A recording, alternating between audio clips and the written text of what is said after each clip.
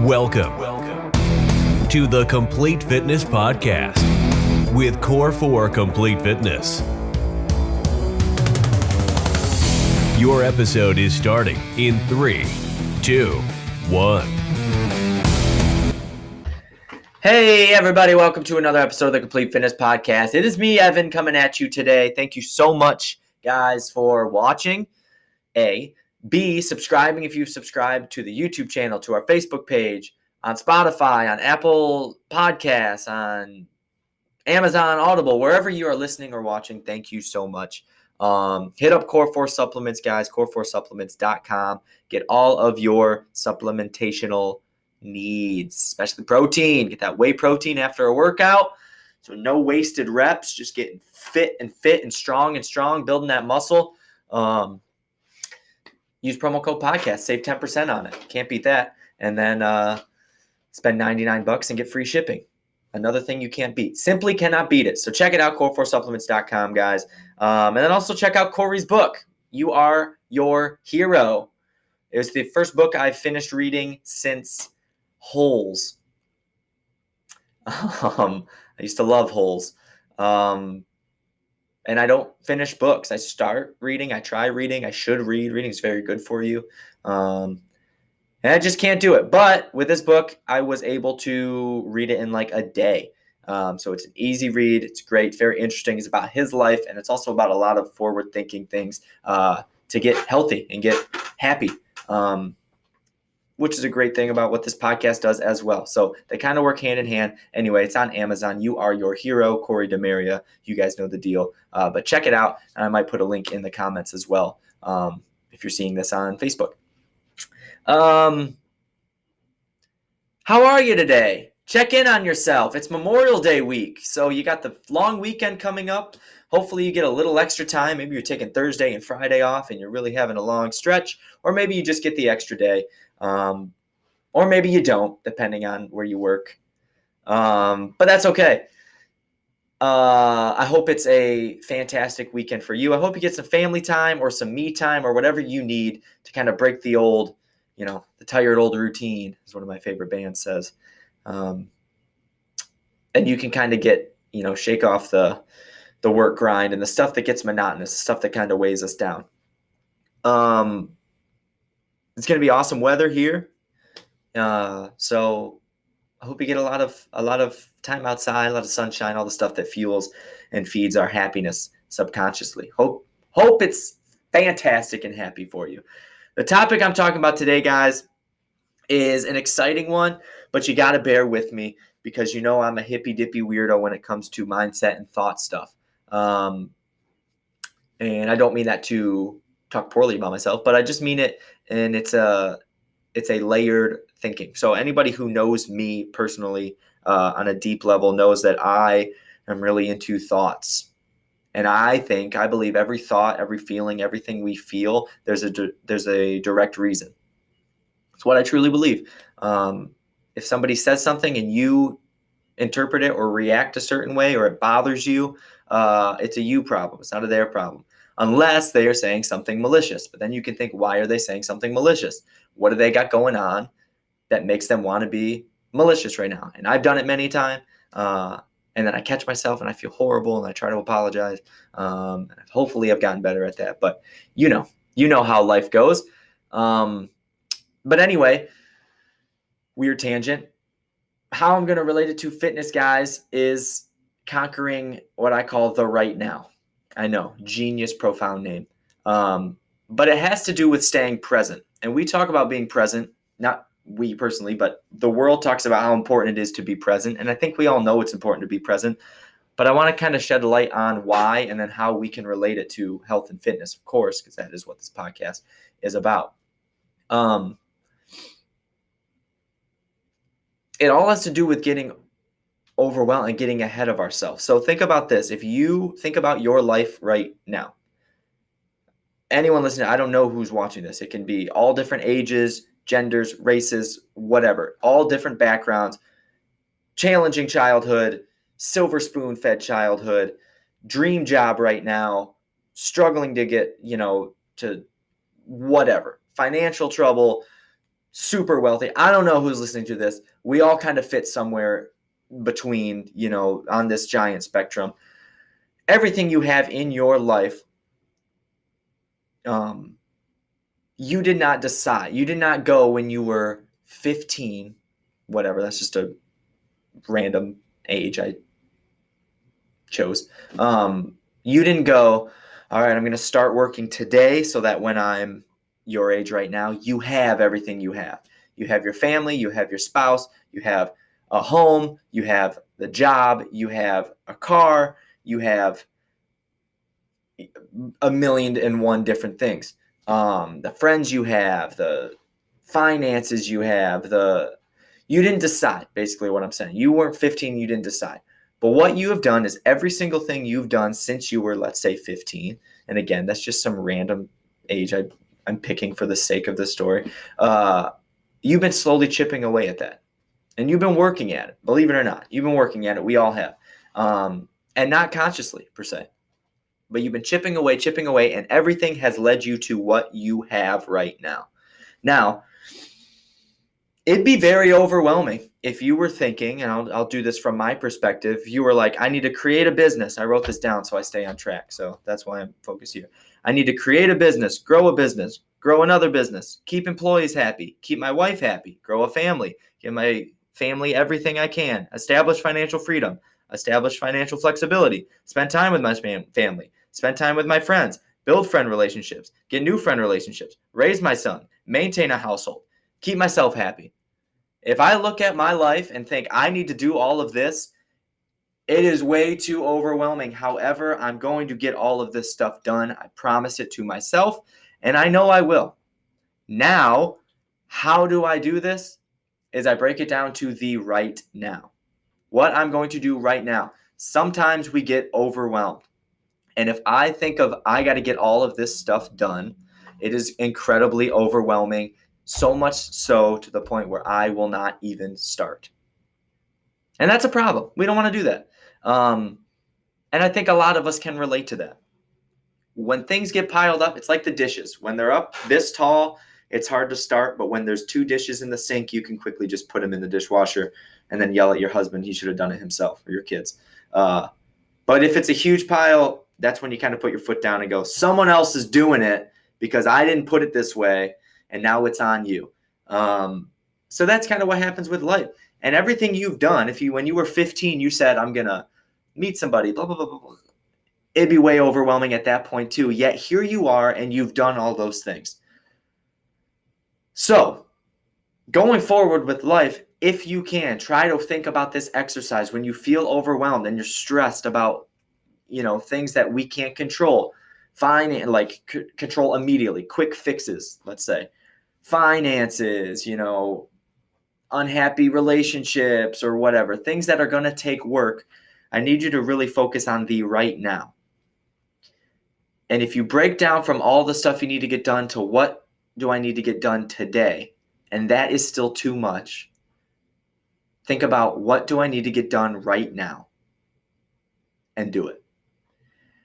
And the biggest thing I can tell you, the biggest thing that you need to understand and know about yourself, and this is true for everybody, every single thing that you have met with, what do I need to do right now, you have accomplished. You're undefeated against. 1,000 trillion billion and oh. You have never lost a right now challenge. So if you can break everything down into the ultra present feeling of what do I need to do right now? This is when you start compiling wins. Concentrate on today. If today is too much, concentrate on right now. Next thing you know, the day is going to be over. We always make it, and I've said this before. Think of the hardest thing you have ever done. The hardest thing. And now think about the fact that you did it. You did that shit. You did. No one else. You did it. The hardest thing you have ever done. For me, I don't know if it's the hardest thing I've ever done, but the hardest I've ever worked at everything was this gym, like some Core 4 Complete Fitness. when we going on 5 years, just 5 years at the end of the week, May 28th. So today is the 23rd, I believe. 5 days from now, we will be open for 5 years. And when we did open this one, Corey gave me a lot of control. He essentially made me an owner without, like I took it as ownership. It's not, he's the owner. I'm not saying that, but he gave me all control of this gym, which I'm super grateful for and thankful for. But because of that, I've worked tired. It's consumed my life, and rightfully so. And you hear statistics that most businesses don't make it 5 years, or they don't become profitable until 5 years later. And then I think about the fact that we also made it through a pandemic, and how flippin' hard that was. But I didn't have time to think about how hard it was going to be. Every day I showed up and we did it. And that is what happened. And the same thing for you. The hardest thing you've ever done, whether it's an emotional thing, whether it's, a physical thing, whether it's career, whether it's relationship, whether it's having children. We know how hard that is now. I'm a year into it. The hardest thing you have ever done, and every hard thing you've done, you have done it. So if you can remind yourself of that and think about, how did I do it? The answer is almost, I kind of didn't know. I just kind of started. And, you listen to like famous people, like an interview. I listen to a lot of podcasts. Although I was just listening to one, and they had a guy from Workaholics on it, Anders Holm. And he's like, yeah, I just kind of started doing it, and now I'm in movies with De Niro. It's like, yeah, you didn't necessarily say one day I'm going to be a movie star and I'm not going to be happy till I'm there. You might have that in the background.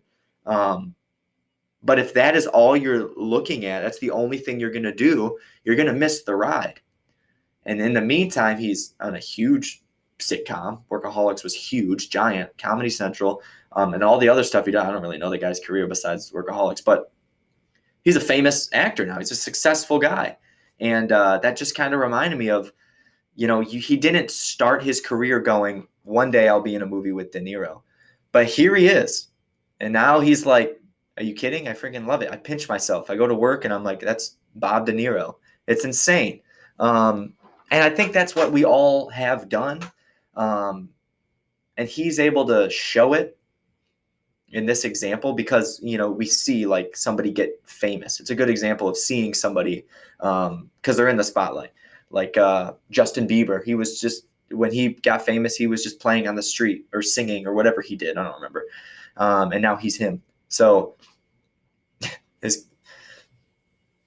I digress. But the point is, it's kind of a cool way to look at it. And if it's good to have the chase of, I'm going to be super successful. I'm not saying you shouldn't have that drive every day, but if that drive starts working against you, you need to realize everything you're doing and everything you've already done, and know that what's coming in front of you, if it's causing angst and stress and anxiety, you're going to handle it. The hardest thing you have ever accomplished, you have done. And so what's next? Another challenging thing? Guess what? You're a million, trillion, billion, and you're undefeated in right now. You've never not made it through it. If you're listening to this podcast right now, you have never not won in a right now moment, in a challenge, in any type of conflict. You have done it. So why it's so important is you're going to compile a bunch of small victories, and that leads to a bunch of stuff, higher self-esteem, confidence, blah, blah, blah, blah, blah. But also it's freedom from anxiety, because anxiety, guys, doesn't exist right now. There's small things that happen. There's like the acute traumatic stuff that happens. You get in a car accident. That's like, holy shit, right? There's that. But there's the anxiety that controls our lives, and in some ways depression even is future based and past based. It's thinking about things we wish we would have done different and regrets, or it's thinking about stuff we have to still do. And that's what causes a lot of the sleepless nights, whether it's thinking about the past or thinking about the future. And that's what causes, effects on our health, be it our mental health or our physical health, because we're exhausted. It's hard to live in an anxious and depressed body. You don't feel good. It makes going to work harder. It makes going to the gym way harder. It means eating correctly and healthily and nutrient based and things that are actually going to fuel you, and wanting to do things that are good for your body harder, because we're not firing on all cylinders. So that's basically the big thought in why it's basically the other half of why it's important to live right now. First half, as I said, I'm just timelining, so I feel like I'm not rambling incoherently. So I hope you're hearing and understanding. Coin A, or one side A of the coin, you're undefeated in the right now. So if you live in the right now, you're going to get through no matter what it is. You're going to crush it, and you're going to do great, and you're going to grow. It's a little victory. It's a little bit of growth, a little pat on your back. I did that shit. It boosts everything. And then the other side of that is you're avoiding the anxious and where the anxiety lies, by being future oriented and past oriented. It's what the Sunday scaries are, right? Sundays we are off. Most of us. We're off from work. It's family time. It's friends time. It's household chores time. It's just being with the wife. It's just being with the husband and kids. It's friends. It's sporting events. It's a day off. We don't have to work. We've put in the work. We've done the stuff. And this is one of the little gifts we get. We get the full day off Sunday. Raise your hand if you, around 3 p.m. on Sunday, your day starts to get lame and you're just kind of like, meh. That's because you're getting the Sunday scaries, and you're letting Monday, the next day, that has nothing to do with Sunday, control what you're feeling right now. And you're losing your time. You're losing your day. I'm the biggest person guilty of this on earth. The Sunday scaries hit me hard, and I don't know why still to this day. Every once in a while, I'm anxious coming to work by now. Every once in a while, Monday morning, I go, oh God, this is going to be a hard Monday morning. I don't want to get back into it. Yet, all the time, Sunday night, I'm going, oh man, back to the grindstone. Even the small things, like my alarm clock goes off at 4:10 in the morning.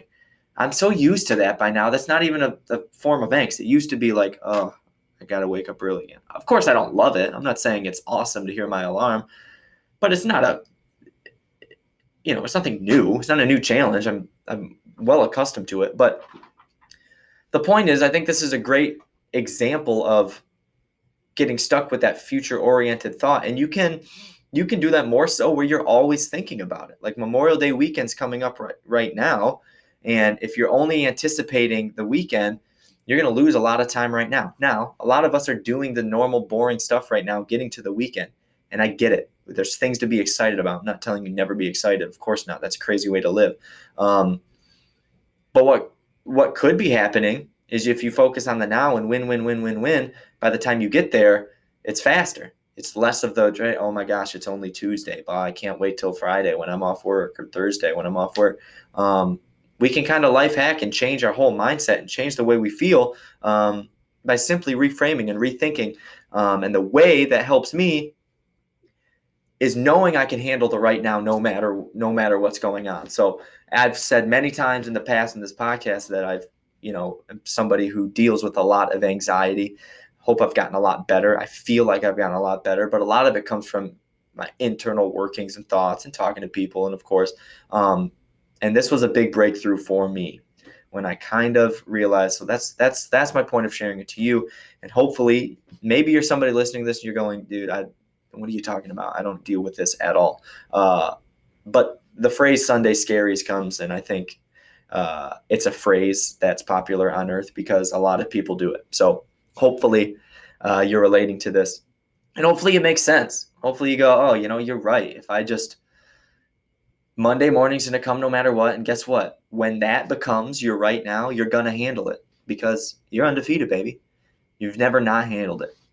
It's stuff you don't want to do. I get it. The dentist, whatever. You don't want to do it. It's annoying in your day. But if it starts controlling your day, or even worse, if you start going, I got to go to the dentist on Thursday. I really don't want to go on Thursday. You're living in this prison until Thursday, and when you get there, it's not that bad. It's annoying. But it's an annoying half hour, and what you're doing is you've made it an annoying 36 hours. And that was huge for me. On top of that, what if statements, which is when we're focused on the future, there's a lot of anxiety because of stuff we don't know. What if this happens this week? What if that happens this week? Trust yourself in that. If you are saying what if, and I've said this before, but years ago on this podcast, if you're saying what if before something, it means it's not true. So it means you're making it up. Even if it's high chances, even if it's high probabilities, like what if the Lakers get swept? Even if it's highly likely, you're still saying what if. It's not real yet. You made it up. You created that. That's your imagination. So we know a lot of times we think worst case scenario and we doomsday ourselves.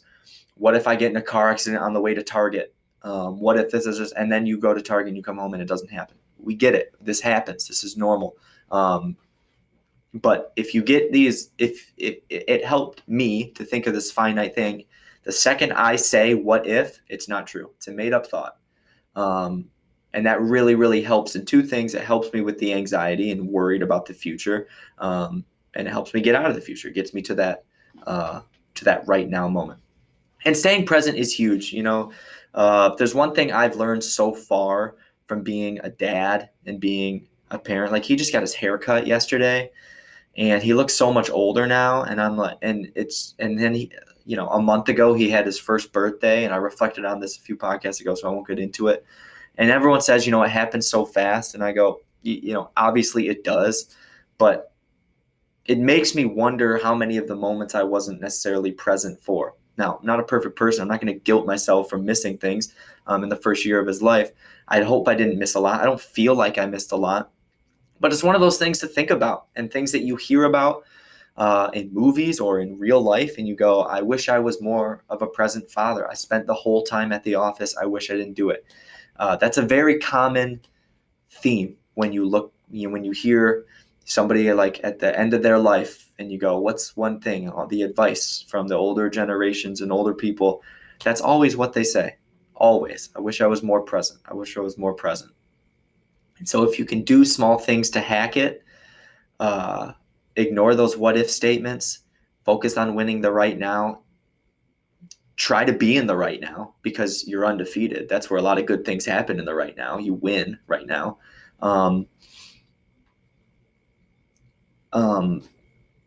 It can help you stay there. And hopefully you're one of those old people when someone asks you about your life and they go, what's your advice? You can just say, do as I did and stay real present. Not me, but that's what you would say in this fictitious scenario, morbid kind of scenario. And that's it. Obviously this relates to fitness hugely. I meant to tie that in a little bit more. It tends to be really more focused on life. And I'm sorry about that if you were here listening to the Complete Fitness podcast and wanted more fitness stuff. This one wasn't necessarily it. I will tie it in without ruining this podcast. If you need to get right and get healthy, and you are thinking about, I got to lose 150 pounds. That's that overwhelming big picture thing like I listed when I read off this list earlier. And if you go, today I need to hydrate, I need to move my body, I need to emphasize protein, I need to monitor my calories, and I need to get some sunlight, that's way more manageable. Losing 150 pounds, it's 150 hands. Doing those 5 things is 1 hand. And let that chip away. Win the right now. If today is too hard, focus on right now. And I promise good things will happen. It's all about compiling wins, guys. Pack them on. Win, win, win, win, win, like T-Pain says. And yeah, we'll continue to go. That's all. Thank you so much for listening again, guys. Subscribe and all of that good stuff. And we will see you next Wednesday. Bye-bye.